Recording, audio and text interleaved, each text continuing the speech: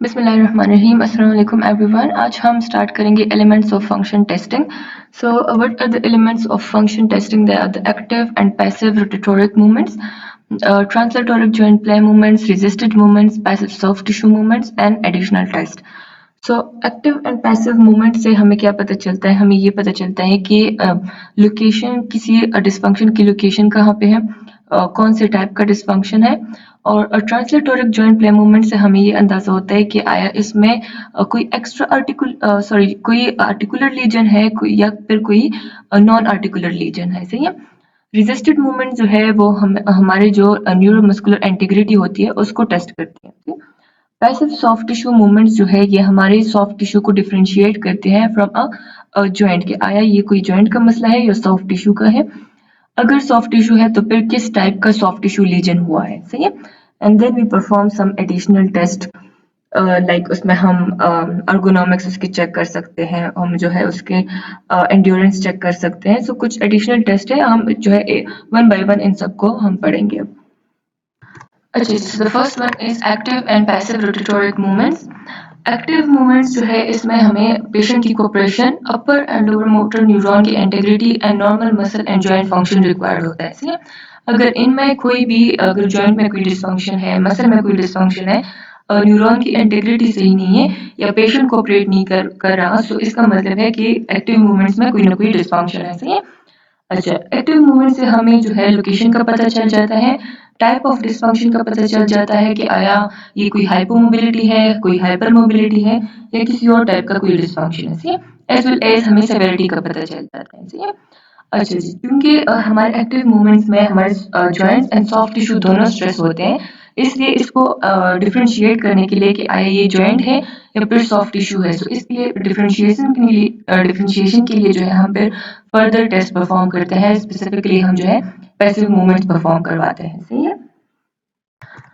अच्छा जी, passive movement जो है ये भी हमें डायग्नोसिस में हेल्प करते हैं। अगर आप पैसिव मूवमेंट को फील कर सकते हैं, उसको देख सकते हैं, तो आप जो है एक करेक्ट डायग्नोसिस में आपको हेल्प मिल जाती है। सही है। पैसिव मूवमेंट जब आप परफॉर्म करवाते हो उसमें स्लाइट बिट ऑफ अल्ट्रेशन आपको मिल जाती है, तो आपको अंदाजा हो जाता है कि कोई डिसफंक्शन जो है इस जॉइंट में है। सही है। इसके अलावा जो है और कि आपको ऑब्जेक्टिव क्या होता है पैसिव मूवमेंट का, कि आपको रेंज का अंदाजा हो जाता है कि आया ये जॉइंट जो है हाइपोमोबाइल है या फिर ये जॉइंट जो है हाइपर मोबाइल है। सी अगर फॉर एग्जांपल लिगामेंट्स की लैक्सिटी ज़्यादा है तो आपको जो है हाइपर मोबिलिटी मिल सकती है। अगर लिगामेंट्स कैप्सूल वगैरह टाइट हो गए हैं तो आपको हाइपर मोबिलिटी मिल सकती है। सही। तो पैसिव मूवमेंट से क्या होता है कि आप एक फील कर सकते हैं अगर उसमें कोई अल्ट्रेशन है या नहीं है, दूसरा जो है आप रेंज को आइडेंटिफाई कर सकते हैं। सही है। अच्छा जी, ओएमटी एवेल्युएशन के लिए हम जो है एक्टिव एंड पैसिव मूवमेंट की दो टाइप यूज़ कर सकते हैं, या दो जनरल कैटेगरीज है उसकी। एक है स्टैंडर्ड मूवमेंट्स, दूसरा है कंबाइंड मूवमेंट्स। स्टैंडर्ड मूवमेंट को हम एनाटॉमिकल मूवमेंट्स भी कहते हैं, लाइक जो हमारे flexion, extension, side bending, rotation वाली मूवमेंट्स है, जो कि एक खास प्लेन में होती है, एक खास एक्सिस के अराउंड होती है। सही है। और ये जो है हम यूज़ किस लिए करते हैं? फॉर मेजरमेंट हम इसको यूज़ करते हैं, रेंज को मेजर करने के लिए हम इसको यूज़ करते हैं। टू रिवील एसिमेट्री, कि एसिमेट्री कोई है यानी है एक साइड पे कितनी साइड बेंडिंग हो रही है, दूसरी साइड पे कितनी साइड बेंडिंग हो रही है, तो एसिमेट्रीज को हम आइडेंटिफाई करते हैं। And disturbance in the movement quality, कि अगर आप जो मूवमेंट परफॉर्म कर रहे हैं उसमें क्वालिटी में कोई डिस्टर्बेंस है या नहीं है। फॉर एग्जांपल पेनफुल आर्क हो गया, पेनफुल आर्क जो है रेंज के बीच में आपको कहीं पे पेन मिल जाए उसके बाद फिर से पेन ना हो, तो उसको हम पेनफुल आर्क कहते हैं। ये हम नेक्स्ट स्लाइड में डिस्कस कर लेंगे। सही। अच्छा, इसके अलावा जो है चूँकि ये स्टैंडर्ड मूवमेंट्स होती है, हर कोई जो है इसको जनरली आसानी से पहचानता है, तो ये एज़ अ कम्युनिकेशन भी काम करता है between therapist and a physician. सही है। Second one is combined movements. Combined movements जो है लाइक आपके स्पाइन की कपल्ड मूवमेंट्स हो गई या नॉन कपल्ड मूवमेंट्स हो गई, उनको हम कंबाइंड या फंक्शनल मूवमेंट्स कहते हैं। ठीक है। और कंबाइंड मूवमेंट्स जो है ये मल्टीपल एक्सिस में होती है, मल्टीपल प्लेन्स में होती है, अराउंड मल्टीपल एक्सिस। सही। स्टैंडर्ड मूवमेंट्स जो है स्पेसिफिक प्लेन में अराउंड स्पेसिफिक एक्सिस होती है, लेकिन कंबाइंड मूवमेंट्स जो है वो मल्टीपल प्लेन्स में होती है। क्योंकि इसमें जो है हम डिफरेंट मूवमेंट्स को कंबाइन कर देते हैं। सही है। लाइक साइड बेंडिंग के साथ हम रोटेशन कर देते हैं या रोटेशन के साथ हम साइड बेंडिंग कर देते हैं। तो coupled and non coupled movements जो हमने पढ़ी थी वो हमारी कंबाइंड मूवमेंट्स है।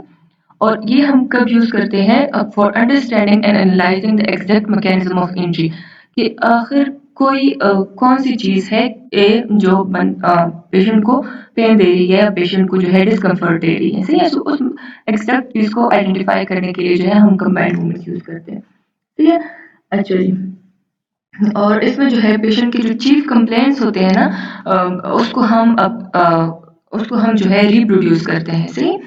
अच्छा, अगर कोई सटल लीजेंस है जो कि हमें स्टैंडर्ड मूवमेंट से नहीं मिल रही सो हम उसको कंबाइंड मूवमेंट से पर जो है आइडेंटिफाई कर देते हैं सही है। अगर हम कंबाइंड मूवमेंट नहीं करते तो हम यूजुअली हम मिस कर देते हैं इन सटल लीजेंस को सही है। तो इसलिए जो है हम स्टैंडर्ड मूवमेंट्स भी चेक करते हैं फिर उसके बाद जो है हम कंबाइंड मूवमेंट्स भी चेक करते हैं। अच्छा जी, पेनफुल आर्क क्या होता है? पेनफुल आर्क जो है ये सीरीज का कॉन्सेप्ट है। सीरीज ये कहते हैं कि पेनफुल आर्क हम उसको कहते हैं कि अगर आपको विद इन द रेंज चाहे आप एक्टिव मूवमेंट परफॉर्म कर रहे हो या पैसिव मूवमेंट परफॉर्म कर रहे हो लेकिन एक स्पेसिफिक रेंज में आपको पेन मिले उस पेन से ना तो आगे आपको रेंज में आपको पेन फील हो ना उसके बाद जो रेंज है उसमें आपको पेन फील हो सही है। Not preceded by and not followed by pain सही है लेकिन सिर्फ बीच में कोई किसी स्पेसिफिक रेंज में जो है आपको पेन मिले उसको हम कहते हैं पेनफुल आर्क। लाइक अगर आप इस डायग्राम में देखें तो इसमें जो पेन मिल रहा है बंदे को that is from 60 degree to 120 degree. 60 से पहले भी पेन नहीं है 0 से लेकर 60 तक कोई पेन नहीं है 120 से लेकर 180 तक भी कोई पेन नहीं है सही है। तो 60 से 120 तक जो है ये हमारा पेनफुल आर्क हो गया सी। सब एक्रोमियल एम्पेंजमेंट में यूजुअली बंदे को जो है 60 टू 120 में पेनफुल आर्क मिलता है सी। अगर इसके अलावा हम अगर एसी जॉइंट की पैथोलॉजी को देख लें तो एसी जॉइंट में अगर हम जीरो से स्टार्ट करें 170 तक जाए तो कोई पेन नहीं होती लेकिन 170 टू 180 में जो है बंदे को पेन मिलती है सी। तो उसको भी हम जो है पेनफुल आर्क कंसिडर करते हैं सी। अच्छा, पेनफुल आर्क का मतलब ये है कि कोई जो पेन सेंसिटिव टिश्यू है कोई भी सॉफ्ट टिश्यू है वो हमारे हार्ड स्ट्रक्चर्स के बीच में स्क्वीज हो रहा है सी। लाइक सब एक्रोमियल इम्पेंजमेंट में क्या होता है कि हमारा जो सुप्रास्पिनाइटस है वो सब एक्रोमियल स्पेस में इम्पेंज हो जाते हैं उसमें स्क्वीज हो जाते हैं सही है। अच्छा जी जब भी बंदे को कोई पेनफुल आर्क हो तो आप हमेशा जो है deviation from the normal path of movement आप नोट करें। Deviation from the normal path of movement का क्या मतलब है कि यूजुअली जब हम पेशेंट से कहते हैं कि आप एबडक्शन करें सो वो इंस्टेड ऑफ इंटरनल रोटेशन के साथ एबडक्शन वो नहीं करता। वो क्या करता है कि वो जो है एक्सटर्नल रोटेशन के साथ एबडक्शन कर लेता है सही है। सो वो जो है अपने नॉर्मल पाथ ऑफ मूवमेंट को वो डिविएट कर लेता है तो आप हमेशा इस डिविएशन को नोट करें सही है। और आप अच्छा जी capsular pattern so capsular pattern जो है ये भी सीरीज का कॉन्सेप्ट है कि अगर कोई कैप्सूल जो है वो एंटायरली शॉर्ट हो जाए तो उसमें आपको एक करेक्टरिस्टिक पैटर्न में मूवमेंट डिक्रीज मिलेगी किसी जॉइंट की सही है। अगर एंटायर कैप्सूल शॉर्ट हुआ है तो तभी हम उसको कैप्सुलर पैटर्न कहते हैं सही। अगर कैप्सूल का एक पार्ट किसी सर्जरी की वजह से या कोई किसी ट्रॉमा की वजह से अगर एक पार्ट शॉर्ट हुआ है तो अगर आप उसके अगेंस्ट मूवमेंट करेंगे मतलब आप उस कैप्सूल को स्ट्रेच करेंगे तो सिर्फ उसी मूवमेंट में जो है आपको लिमिटेशन मिलेगी सही। लेकिन कैप्सूलर पैटर्न में क्या होता है कि एंटायर कैप्सूल जो है वो शॉर्ट हो जाता है। फॉर एग्जांपल कोई जो है इन्फ्लेमेटरी आर्थराइटिक कंडीशन है जिसमें पूरा कैप्सूल इन्वॉल्व होता है सही है। तो उसमें लिमिटेशन जो है आपको एक करेक्टरिस्टिक पैटर्न में मिलेगी। किसी भी जॉइंट के लिए जो है अगर कैप्सुलर पैटर्न प्रेजेंट होता है तो उसमें थ्री फोर मूवमेंट जो है वो लिस्ट होती है एन एस सीक्वेंस है। फॉर एग्जांपल आप यहाँ शोल्डर के लिए देखिए सो शोल्डर के लिए क्या कौन कौन सी मूवमेंट है that is lateral rotation abduction and medial rotation. लेकिन ये एक सीक्वेंस में लिस्ट होती है सही है। इस सीक्वेंस का मतलब ये होता है कि जो फर्स्ट मूवमेंट है वो उसकी लिमिटेशन सबसे ज्यादा होगी सही है। उसके बाद सेकंड मूवमेंट थोड़ी उसकी थोड़ी सी लिमिटेशन होगी थर्ड जो है उससे भी कम होगी एंड सो ऑन सही है।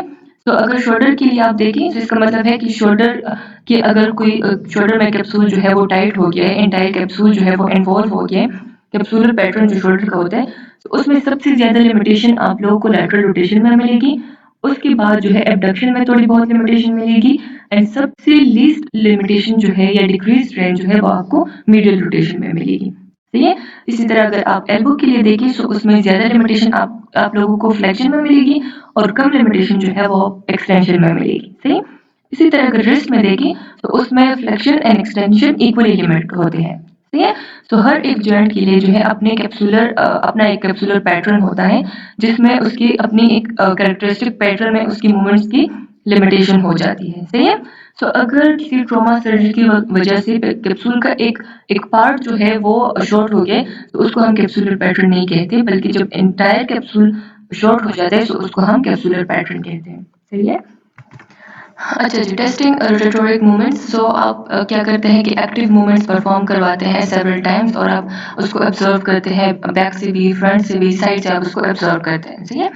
और आप जो है जो स्पाइनल सेगमेंट आप जो है एग्जामिन कर रहे हैं वो आपके आई लेवल पे होना चाहिए, सही है, ताकि आप जो है उसमें आसानी से आइडेंटिफाई कर सके कि वहाँ पे कोई एसिमेट्री तो नहीं है, या मूवमेंट जो है वो स्मूथ हो रही है, या पेशेंट को कोई एबनॉर्मल सेंसेशन तो प्रोड्यूस नहीं हो रही, सही है। अच्छा जी, इसके अलावा जो है spinal range of movement should change gradually from one segment to the next segment.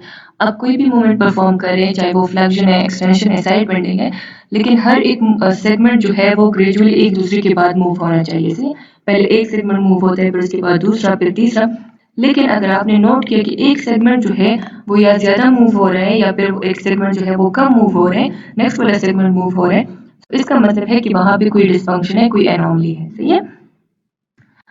अच्छा जी, विद फ्लेक्शन एंड एक्सटेंशन जो है आपका स्पाइनल कर्वेचर स्मूथली इंक्रीज होना चाहिए एंड डिक्रीज होना चाहिए। जैसे कि स्पाइनल कर्वेचर इंक्रीज होता है आपके फ्लेक्शन के साथ, एक्सटेंशन के साथ जो है वो कर्वेचर डिक्रीज हो जाता है, सी। तो इसमें एक स्मूथ इंक्रीज एंड डिक्रीज आना चाहिए, एंड विद साइड बेंडिंग जो है अगर नॉर्मल है तो एक स्मूथ आर्च बनना चाहिए, ठीक है।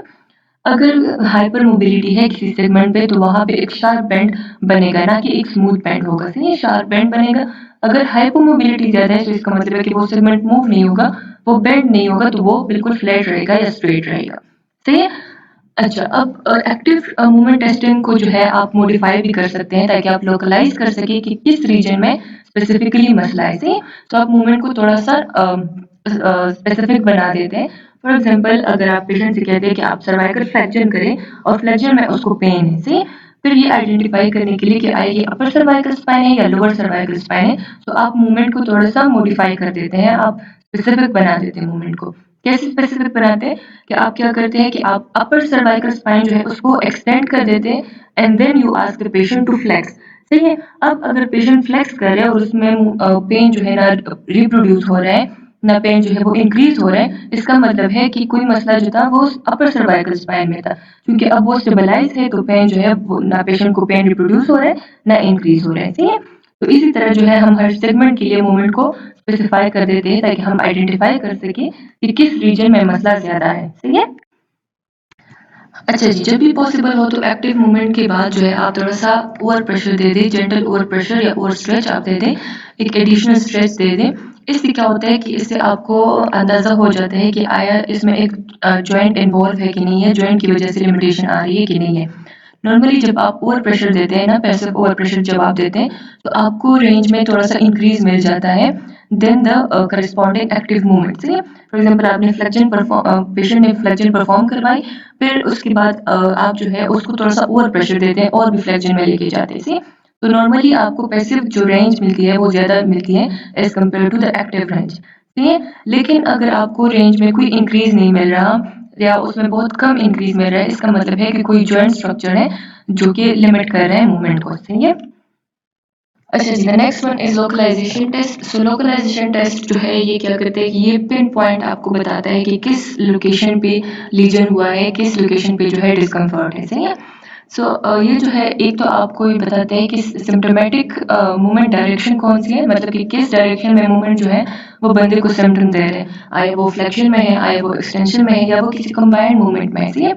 दूसरा ये आपको बताता है कि डिग्री ऑफ रिस्ट्रिक्शन उसमें कितनी है, सी। अगर वो मूवमेंट को हाइपोमोबाइल बना रहे हैं तो उसमें कितनी डिग्री की हाइपोमोबिलिटी है, सही है। अच्छा, लोकलाइजेशन टेस्ट जो है तभी ज़्यादा इम्पोर्टेंट होते हैं अगर जॉइंट की रेंज जो है वो बिल्कुल नॉर्मल है, लेकिन वो सिम्टोमेटिक भी है साथ में, सी, मतलब कि वो एसिम्टोमेटिक नहीं है, वो एक पैथोलॉजिकल जॉइंट है, सी। तो हम टू टाइप्स के लोकलाइजेशन टेस्ट यूज करते हैं, एक टू प्रोवोक सिम्टम्स एंड दूसरा to elevate symptoms. To provoke symptoms का मतलब ये है कि आप सिम्टम्स को इंक्रीज करें, से, एंड टू एलिविएट सिम्टम्स कि आप सिम्टम्स को डिक्रीज करें, पेन है, डिस्कम्फर्ट है, जो भी है आप उसको डिक्रीज करें, उसको हम कहते हैं एलिविएशन टेस्ट, एंड जो सिम्टम्स को इंक्रीज करें उसको कहते हैं प्रोवोकेशन टेस्ट, ठीक है। तो जो जॉइंट के लिए प्रोवोकेशन टेस्ट है that is a joint compression, या ऐसी मूवमेंट जिसमें सिम्टम्स जो है वो इंक्रीज हो जाए। सही है, ऐसी डायरेक्शन में आप कोई मूवमेंट परफॉर्म करें जिसमें सिम्टम इंक्रीज हो जाए, लेकिन आप कह सकते हैं कि एग्रीवेटिंग फैक्टर या कोई एग्रीवेटिंग मूवमेंट। सही है। एंड एलिवेशन टेस्ट में जो है जॉइंट ट्रैक्शन होता है, जब आप जॉइंट को डिस्ट्रैक्ट करते हैं, उसको ट्रैक्शन देते हैं, एक दूसरे से अपार्ट लेके जाते हैं, तो उसमें जॉइंट के जो सिम्टम्स है, अगर जॉइंट की कोई पैथोलॉजी है तो उसकी सिम्टम्स जो है वो डिक्रीज हो जाते हैं। ठीक है, या कोई ऐसी मूवमेंट जिसमें सिम्टम्स कम होते हैं, लाइक कोई रिलीविंग फैक्टर से, तो इसको हम कह सकते हैं elevation test and provocation test. तो जितना ज़्यादा आप अपने पैसिव मूवमेंट को स्पेसिफिक बनाएंगे, उतनी ही आप स्पेसिफिकली आइडेंटिफाई कर सकते हैं कि लीजन किस एरिया पे हुआ है, किस लोकेशन पे जो है लीजन है। फॉर एग्जांपल हम एग्जांपल लेते हैं स्प्रिंगिंग टेस्ट की। स्प्रिंगिंग टेस्ट क्या होता है कि आप हर एक वर्टेब्रा पे जो है वेंट्रल ग्लाइड देते हैं, वेंट्रल डायरेक्शन में आप उसको मूवमेंट देते हैं हर एक वर्टेब्रा पे, उसको हम कहते हैं स्प्रिंगिंग टेस्ट। तो फॉर एग्जांपल आपको किसी सेगमेंट पे जो है किसी वर्टेब्रा पे आपने ग्लाइड दिया और वहां पे आपको पेन मिली। अब वो वर्टेब्रा जो है अपने से क्रेनियल वर्टेब्रा के साथ भी जॉइंट बनाता है, अपने से कॉर्डल वर्टेब्रा के साथ भी जॉइंट बनाता है। ठीक है, तो अब जो है हम ज्यादा स्पेसिफाई कैसे कर सकते हैं कि हम जो जिस वर्टेब्रा पे आपने ग्लाइड दिया था ना, जो पेनफुल वर्टेब्रा था, आप उससे जो नीचे वाला वर्टेब्रा है उसको आप फिक्स करें, उसका स्पाइनस प्रोसेस जो है आप फिक्स करें और उसी वर्टेब्रा पे आप फिर से जो है लैटरल ग्लाइड दे दें। सही है, तो अब जो है नीचे वाला वर्टेब्रा फिक्स है और सिर्फ वही वाला वर्टेब्रा मूव हो रहा है जो पेनफुल था, तो आपका जो मूवमेंट है वो ज्यादा स्पेसिफिक हो जाता है इस तरीके से। सही है, तो जितना आप ज़्यादा अपनी पैसिव मूवमेंट को स्पेसिफिक बनाएंगे, उतनी ही आप ज़्यादा स्पेसिफिकली एक लीजन को लोकलाइज कर पाएंगे। अच्छा जी, differentiating articular and extra-articular dysfunction. So, CTX divides musculoskeletal structure into contractile and non-contractile tissues. So, contractile वो tissues होते हैं जो कि contract कर सकते हैं, जैसे कि आपके muscle हो गए, उसका tendon हो गया, वो आपके contractile tissues हैं, ठीक है? जो कि एक्स्ट्रा आर्टिकुलर है। आर्टिकुलर में क्या आता है, वो आपके नॉन कॉन्ट्रेक्टाइल टिश्यूज आते हैं, जो आपके बोन्स होते हैं, जो आपका जॉइंट बनाते हैं। सही है, जॉइंट का कैप्सूल हो गया, जॉइंट के लिगामेंट्स हो गए, सो ये सारे आपके नॉन कॉन्ट्रेक्टाइल टिश्यूज हैं। सही है, अब आया एक डिस्फंक्शन जो है, आया वो कॉन्ट्रेक्टाइल है या नॉन कॉन्ट्रेक्टाइल है, उसको हम कैसे आइडेंटिफाई करेंगे। सही है, सो नॉन कॉन्ट्रेक्टाइल टिश्यूज जो है वो आपको एक्टिव एंड पैसिव दोनों में वो आपको पेन दे सकते हैं या सिम्टम्स को इंक्रीज वो कर सकते हैं, लेकिन एबनॉर्मलिटी आपको अपोजिट सेम डायरेक्शन में मिलेगी and the non contractile tissue. Same direction का मतलब क्या है कि अगर आपने एक्टिवली किसी जॉइंट को फ्लेक्स किया और आप उसको पैसिवली भी फ्लेक्स करते हैं, सो तभी आपको एक नॉन कॉन्ट्रेक्टाइल टिश्यू जो है वो डिसफंक्शन देगा। सही है, लेकिन अगर आप कॉन्ट्रेक्टाइल टिश्यू को देखें, तो वो आपको अपोजिट डायरेक्शन में जो है एबनॉर्मलिटी देंगे। सही है, लाइक अगर आप उसको फ्लेक्स करेंगे तो वो आपको सिम्टम्स को वो इंक्रीज करेंगे। सही है, लेकिन अगर आप पैसिवली उसको स्ट्रेच करेंगे, आप उसको एक्सटेंड करेंगे पैसिवली, तो तभी आपको जो है पेन मिलेगी। सही है, सो कॉन्ट्रेक्टाइल टिश्यू जो है वो आपको अपोजिट डायरेक्शन में पेन देंगे एंड एक्टिव एंड पैसिव, और नॉन कॉन्ट्रेक्टाइल जो है वो आपको सेम डायरेक्शन में पेन देंगे, चाहे वो एक्टिव हो चाहे वो पैसिव हो। सही है, अच्छा जी, अब नॉन कॉन्ट्रेक्टाइल टिश्यू जो है उस पर अगर आप जॉइंट प्ले मूवमेंट्स अप्लाई करते हैं, जॉइंट प्ले मूवमेंट्स का मतलब क्या है, जब आप उसकी जॉइंट मोबिलाइजेशन परफॉर्म करवाते हैं, जॉइंट ग्लाइडिंग परफॉर्म करवाते हैं, तो उसमें आपको सिम्टम्स प्रोड्यूस भी हो सकते हैं, इंक्रीज भी हो सकते हैं। सही है, वो एबनॉर्मल होंगे। लेकिन अगर कॉन्ट्रेक्टाइल टिश्यू पे अगर आप जॉइंट प्ले मूवमेंट्स परफॉर्म करवाएंगे, लाइक जॉइंट मोबिलाइजेशन आप परफॉर्म करवाएंगे, तो कोई इफेक्ट नहीं आएगा, कोई वो आपको बिल्कुल नॉर्मल मिलेंगे। अगर कोई कॉन्ट्रेक्टाइल डिस्फंक्शन है, मतलब कि अगर कोई मसल में मसला है या अगर किसी टेंडन में मसला है, तो जॉइंट प्ले मूवमेंट्स आपको बिल्कुल नॉर्मल मिलेगी। सही, अच्छा, अब नॉन कॉन्ट्रेक्टाइल मूवमेंट्स जो है, अगर आप उस पे रेजिस्टेड मूवमेंट्स अप्लाई करते हैं, लाइक आप आइसोमेट्रिकली किसी जॉइंट को कॉन्ट्रैक्ट करवाते हैं, तो आइसोमेट्रिक कॉन्ट्रैक्शन में क्या होता है कि आपके आपकी जॉइंट पे कोई मूवमेंट नहीं हो रही होती, सिर्फ आपका मसल जो है वो कॉन्ट्रैक्ट कर रहा होता है। तो रेजिस्टेड मूवमेंट्स में आपको कोई सिम्टम्स नहीं मिलेगी अगर नॉन कॉन्ट्रैक्टाइल डिस्फंक्शन है। लेकिन अगर कॉन्ट्रैक्टाइल डिस्फंक्शन है, मसल में कोई मसला है, तो अगर आप उस पर रेजिस्टेड मूवमेंट अप्लाई करेंगे, तो उसमें आपको सिम्टम्स जो है वो इंक्रीज हो जाएंगी या सिम्टम्स जो है वो रिप्रोड्यूस हो जाएंगी। सही है, तो ये तीन मेन डिफरेंसेस है जो कि आपको हेल्प करती है in differentiating a non contractile dysfunction from a contractile dysfunction. सही, अच्छा जी, now differentiating a muscle shortening from a muscle spasm. So muscle spasm और मसल शॉर्टनिंग को अगर कोई स्किल्ड प्रैक्टिशनर है, तो वो इन फील्ड के बेसिस पे उसको आइडेंटिफाई कर सकता है कि अगर ये मसल शॉर्टनिंग हुई है या स्पैज्म हुआ है। सही है, मसल शॉर्टन या टाइट मसल जो है वो आपको फर्म और लेस इलास्टिक एंड फील देगा, सी। लेकिन अगर स्पैज़म हुआ है तो वो आपको ज़्यादा इलास्टिक एंड फील देगा and less soft and feel देगा, सही है। लेकिन अगर कोई नोविस प्रैक्टिशनर है तो वो जो है मसल रिलैक्सेशन मैनुअल के बेस पे उसको आइडेंटिफाई कर सकते हैं कि आया ये मसल शॉर्टनिंग है या मसल स्पैज़म है, सी। फॉर एग्जांपल अगर कोई बंदा जो है वो एसएलआर नहीं कर सकता, हैमस्ट्रिंग की वजह से उसकी एसएलआर में लिमिटेशन है। अब ये हैमस्ट्रिंग शॉर्ट हुआ है या फिर हैमस्ट्रिंग में स्पैज़म है, सही है। तो इसके लिए हम क्या करते हैं कि हम होल्ड रिलैक्स एक रिलैक्सेशन मैनुअल हम परफॉर्म करवाते हैं, सही। पेशेंट से हम कहते हैं कि आप अपने हैमस्ट्रिंग की कॉन्ट्रैक्शन करें। जैसे ही वो कॉन्ट्रैक्शन को रिलीज करता है, जैसे वो कॉन्ट्रैक्शन को खत्म कर देता है, then we ask the patient to relax, see. जब पेशेंट रिलैक्स करता है तो अगर उसके हैमस्ट्रिंग में स्पैज़म है तो वो स्पैज़म रिलैक्स हो जाएगा, सही है। तो फिर जब अगर हम और एसएलआर फर्दर करेंगे तो हमें इंक्रीज इन रेंज मिलेगी, सही। लेकिन अगर ये मसल टाइटनेस की वजह से है, मसल शॉर्टनेस की वजह से ये एसएलआर में डिक्रीज था, तो जब तक आप उस हैमस्ट्रिंग को स्ट्रेच नहीं कर पाएंगे आपको एसएलआर में फर्दर इंक्रीज नहीं मिलेगा, सही है।